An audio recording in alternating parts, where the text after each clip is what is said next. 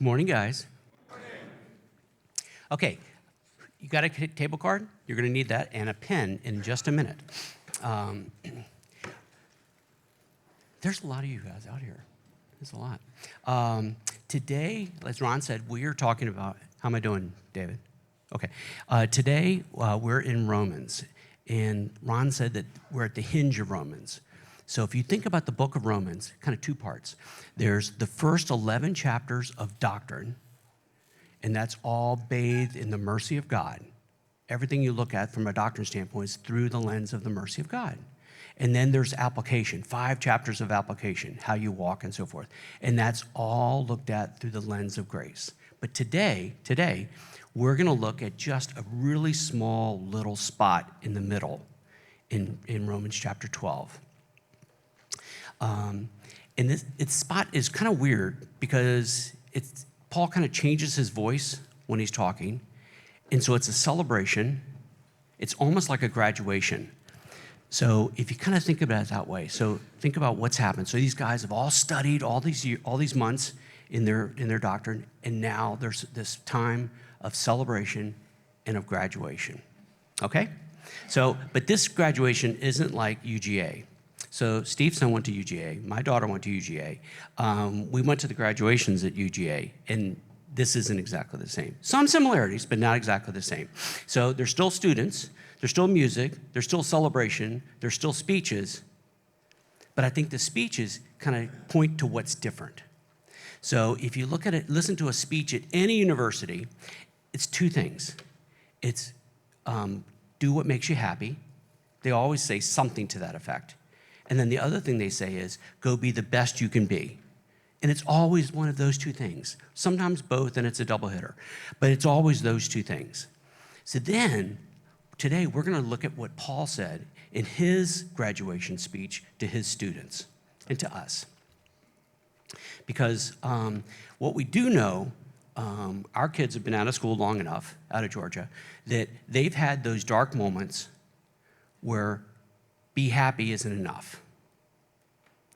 And they've had a weird phone call where aspiration isn't enough. And Paul gives the people in the Church of Rome and us more than that. Isn't that gonna be fun? So that's what we're gonna talk about today. Okay, I want you to think about 2 things that Paul's gonna talk about. Instead of be happy, he's gonna say, how do you please God? And instead of be the best you could be, he's gonna talk about how do you find God's will. So there's a lot there. Okay, get your table card out, because what we're gonna do is let's all gonna jump into to our verse. So what we're gonna do is have your pen in your hand and have your table card handy, and we're gonna read this together. Okay, ready? So do you see it? It says, I appeal. I appeal, therefore, brothers, by the mercies of God, to present your bodies as a living sacrifice, holy and acceptable to God, which is your spiritual worship. Do not be conformed to this world, but be transformed by the renewal of your mind. By the testing, you may discern the will of God, what is good and acceptable and perfect. Okay, get your pen out. I want you to highlight, just draw a circle around mercies, draw a circle around living sacrifice, renewal your mind, and discern the will of God. Those are just some of the points that Paul makes in these 2 verses. In 64 words, Paul has so many points that he makes. So if I had 7 weeks to talk to you, we could get through some of them, but we don't. So what we're gonna do is let's look at 2 words. God's will. And so today, let's talk a little bit about God's will. So we'll unpack that. So what does that mean? So God's will is, God's will in your life is what happens at a crossroad. And you go, I don't even know what to do. I don't know. And you scream out, God, where are you in this? What's your will? Or the phone rings late at night. That's another time where you pray, God, this can't be your will. This can't be your will. And so we think about that, but Paul says it's more than that. Paul kind of points to 3 movements to discover God's will. He talks about posture, he talks about practices, and he talks about promises. Okay, so we're going to talk about those three things for just a few minutes. So when you think about, when you circle living sacrifice, think about the posture. What's the attitude of the heart of somebody who is a living sacrifice? They're humble. They have a surrendered heart. They have open hands. They're not clutching something and saying, that's mine, you can't have it. And they're saying, thy will be done instead of my will be done. So that's a big, big difference in the way I normally live, because I normally live in the my will be done.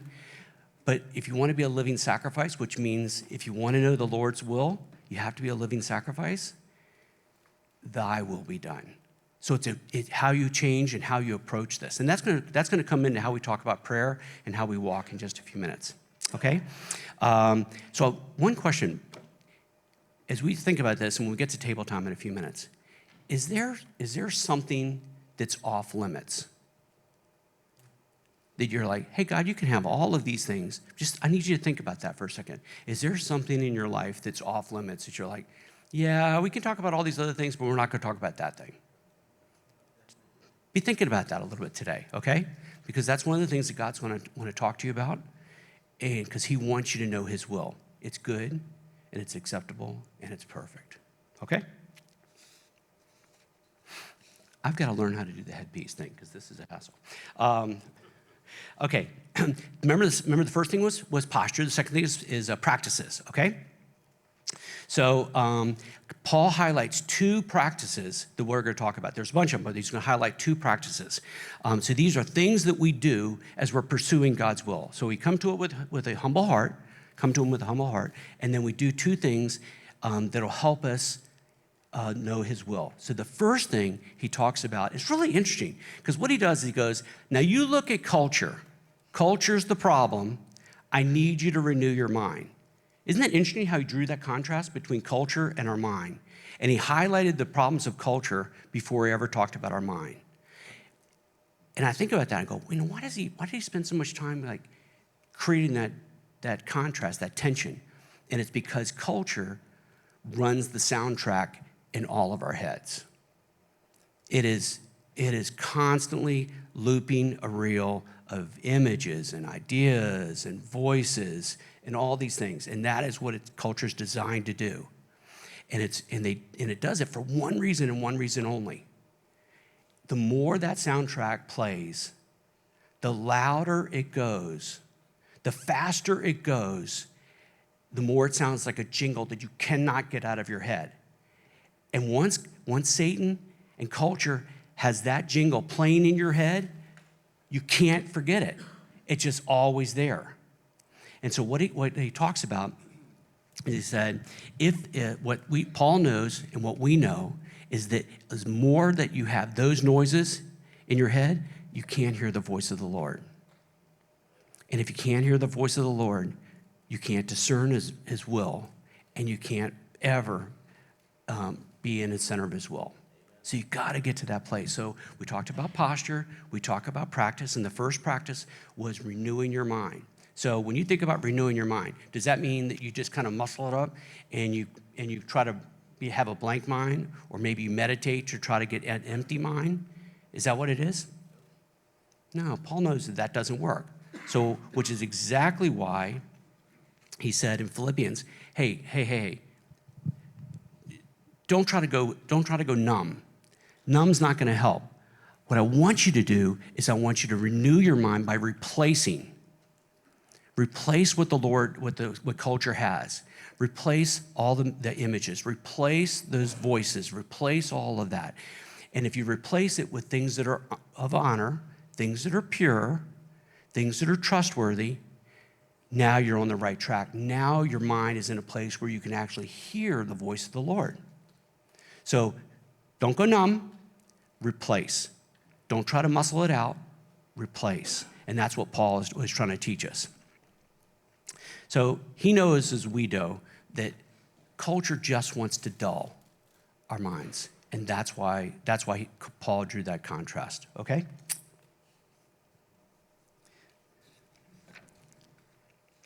Okay, now, the second practice, we talked about renewing your mind And now we're going to talk about the voice of the Lord. So this lace up, this will take a second. Okay, when you think about the voice of the Lord, all throughout Scripture, people are hearing the voice of the Lord, all throughout Scripture. In Acts 18, Paul heard a voice of the Lord, and he said, I want you to go here. In 1 Samuel, I think 23, David heard a battle plan. This is what you do. Go fight this battle, but do it exactly this way. So throughout Scripture, people are hearing the voice of the Lord. And I'm going to tell you, been a Christian since I was 12, and this is what I thought the voice of the Lord sounded like. And it's not bad. It's not a bad thing, but this is what I thought the voice of the Lord sounded like. I thought the voice of the Lord sounded like, read something in the Bible, and it seemed like it was written just for me. I'm like, wow, that's, how is that so relevant? I thought that was the voice of the Lord. That's clearly the voice of the Lord. Or Saunders comes up to me and says something. Hey, have you ever thought about, why did you do such and such? Do you think you need to forgive that guy? When he said those things, I thought, oh, that's the voice of the Lord. That's totally the voice of the Lord. Then there's the inklings and those nudges you can't explain, the coincidences that happen. I thought, man, maybe that could be the voice of the Lord. Or when your conscience goes on fire. I thought that's probably the voice of the Lord. So those are the things that I always thought were the voice of the Lord. And you know what? They are. And that's the way it was for me forever and ever and ever and ever. And I was walking with the Lord, and that's what I had. That was my experience hearing the voice of the Lord. A few exceptions, but that's what I had. And then one day, I asked the Holy Spirit for more. I said, what else is there? What else would your voice sound like? What would it be if I really heard your voice? And I had this weird situation a number of years ago where we were at a guy's house, and we were talking about the voice of the Lord. And here's what he said. And I was so uncomfortable. Here's what he said. He goes, I want all of you to call your wives and tell her you don't know when you're going to be home. And when I want all of you to scatter around the house or in the backyard, you probably remember this. I want you to scatter around the house or in the backyard, and I want you to go and ask the Lord one question. Do you love me? Isn't that weird? That was so weird. And he goes, and here's the thing. You're going to ask him that over and over and over again, and you're not coming back in, and you're not getting your keys, and you're not getting in your car until the Lord answers you. How's that? I was out there the longest because I was mostly thinking, this is crazy. And then eventually, I thought somebody was talking to me. It was really weird. I mean, I looked. I thought somebody was talking to me. And then I thought, oh, you can have an audible. And that was an audible for me. So it's kind of interesting. I said, so what else is there? And then what I learned is the Lord also speaks in very vivid images. Very vivid images. And sometimes it's a simple word. Sometimes it's something really, really specific. You wake up in the middle of the night and it's, I need you to send Matt a text and tell him such and such. How weird is that? But that's what it's like to listen to the voice of the Lord. Isn't that interesting? For all my life, all my Christian life, I was happy with where I was. And now I think, it happened a week ago. It was like, get out of your chair and go talk to that guy and go talk to him about this. Isn't that interesting? It's really, it's a different thing. But what that does is when you're listening to the voice of the Lord, now you start to say, it changes everything else. It changes what you hear, and it also changes how you pray and how you ask. Okay, can you indulge me for another minute or two? Okay, so I don't sleep well. I've never slept well. So I'm usually up in the middle of the night or at least very early in the morning. So usually what happens is I get up in the early in the morning, take the dog, I make my first of 23 cups of coffee, and so I'm in my study, and I'm reading, studying, doing whatever I'm doing, praying, and then sometimes in those moments, the Lord will speak. But typically, I'll say, God, I want to feel your presence. I need you to help me understand this. And I'm just kind of living in the things that we talked about earlier. I'm living in the inklings. I'm living in the, hey, just give me a nudge. That's all I need. Just give me a nudge. That's all I need.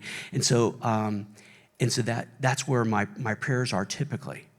But what I'm kind of learning is instead of giving God my laundry list when I'm praying, I now pray with open-ended questions. Can you humor me for a minute? Let me tell you a couple that I do. Okay. So when I pray, now what I do is I say, God, what do you want to show me about you? Is there something about you that you want me to learn? Something about your nature, something about who you are. Isn't that a crazy different question than, God, you got to get this deal for me. I'm running out of quarter. You got to help me get this deal. It's a very, very different question. The next one is, God, will you show me what you're doing around me so I can join? So I can join what you're doing. Because he's doing stuff everywhere. He's speaking all the time. We just don't know. I didn't know it because I wasn't paying attention. And I still don't pay attention enough. Anyway. And then another one is I say, straight out of our passage today that we read, I say, God, what is your good and acceptable and perfect will in such and such, whatever I'm dealing with, a problem, a challenge, or whatever it is. What is your good and acceptable, perfect will? Not, God, can you make my will happen? Because that's what I'm mostly interested in. It's what is your will? Very, very different question. And then another two is, say, is there something, this one's scary. This is very scary. So you gotta have a cup of coffee before you do this one. God, is there something that you want me to surrender? To be that living sacrifice we talked about, is there something that you want me to surrender? That's kind of hard to muscle out the first time. And then it's kind of okay after a while.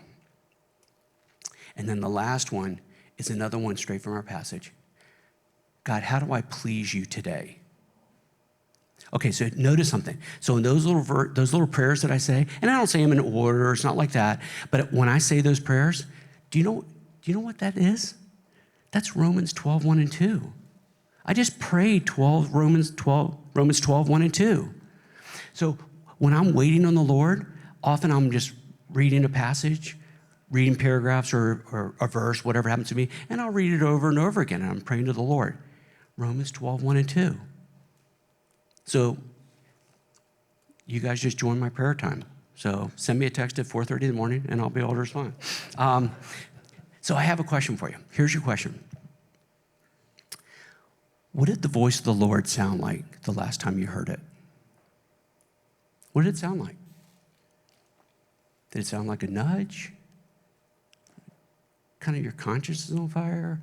Or is it something a little bit more specific?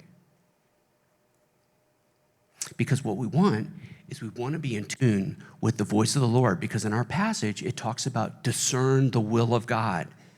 So that comes from having, a mind that's not cluttered with culture and a heart that's leaning out to the Lord and asking him, what's going on? How can I be part of what you're doing? Is there something I need to get rid of?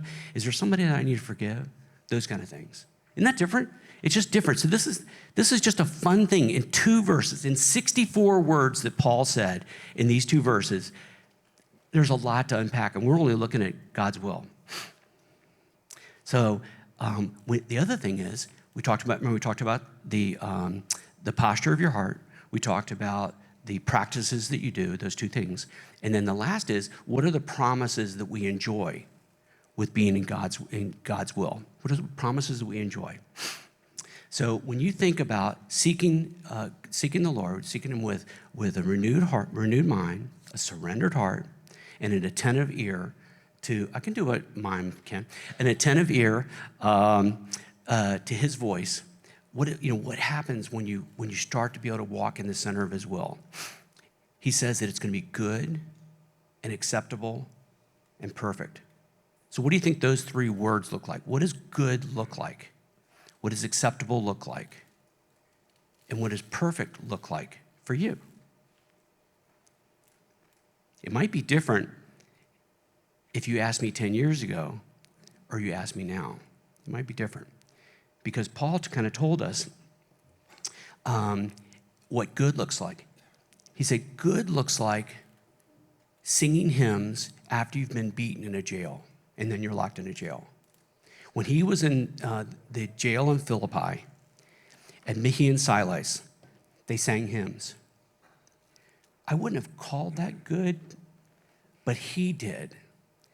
Because in Acts 16, he broke out in song, and they ultimately shared his faith with the jailer instead of escaped. So that's what good looks like. It looks like something I would have never guessed 10 years ago. But now I can see the joy and the good in being in his will. Okay, here's the next one. What does acceptable look like? Acceptable looks like a redeemed interruption. Something that you didn't expect, something that you're really quite angry is interrupting your schedule. It could be physical, it could be time, it could be relational, it could be all kinds of things. But that interruption, when it's redeemed, God says it's acceptable. So what does that look like? When Paul was in Corinth, he wanted to get to Rome. When Paul was in Corinth, he wanted to actually get to Spain through Rome. But because of that, and because he's stuck in Corinth, and he was doing his thing, but he didn't want to be there, he was ready to go on to the next step. God said, you got to stay here. He's like, oh, okay, so what's acceptable about this? And so God told him to write a letter to a church he had never met. And that letter is the book of Romans. Had Paul not been stuck in Corinth, and he had not surrendered his heart to write this letter to a church he had never met, we wouldn't have probably the most important theological book in the New Testament. Isn't that amazing? God redeemed that interruption. So, and the last one is perfect. What does perfect look like? What does perfect look like? This is my verse that I'm trying to memorize, which is incredibly painful. It's in 2 Corinthians chapter 6. 2 Corinthians chapter 5, 6 through 10. So I'm just going to pull three phrases out of this. So when God talks about perfect through Paul in this situation, he says, be of good courage, perfect from a human perspective, a broken human who's saved. Perfect is being of good courage. That's what perfect looks like. It's walking by faith and not by sight. That's what perfect looks like. And in any circumstance, it's making your one and only aim to please God. Isn't that interesting?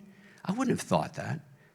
I would have never thought perfect was that. I would have thought perfect was a big deal. A check. That's what I would have thought perfect was. So today, as we think about this, I want to ask you one question, just one question. Paul's given us I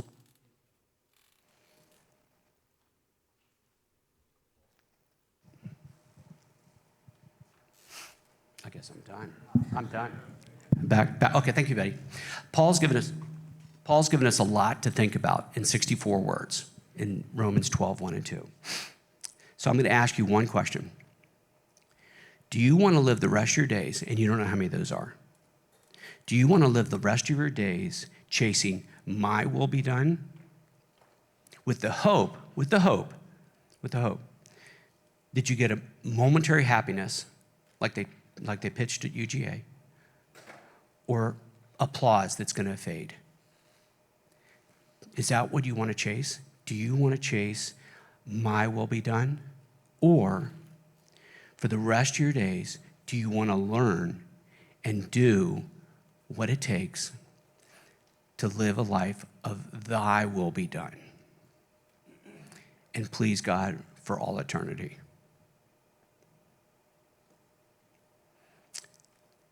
If Paul was standing right here, right now, he would say something really bold and brash. He would say, decide now. I'll say, let's have table time and talk about it.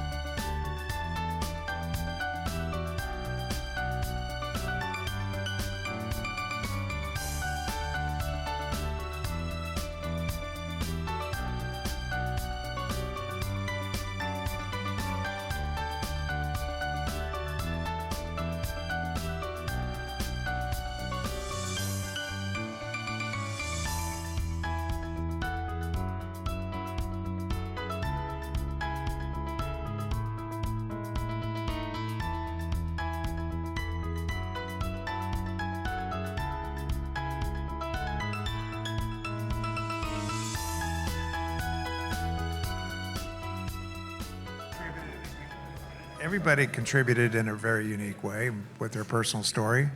We were on this idea of our battle between our will and God's will. Often it's, you had brought up, Matt brought up the idea that, your body's going to die. Your will is inherently the flesh and the battle that goes with the flesh, but the flesh is going to die. And so you're going to leave the flesh behind. And so tying our will to the flesh, which is always at battle with God's will, was an interesting juxtaposition. The other thing I picked up from you is the idea of asking God questions and pausing and let it just sort of, seep into your spirit. And then be patient and wait for God to talk to you about it or show his way or show his will.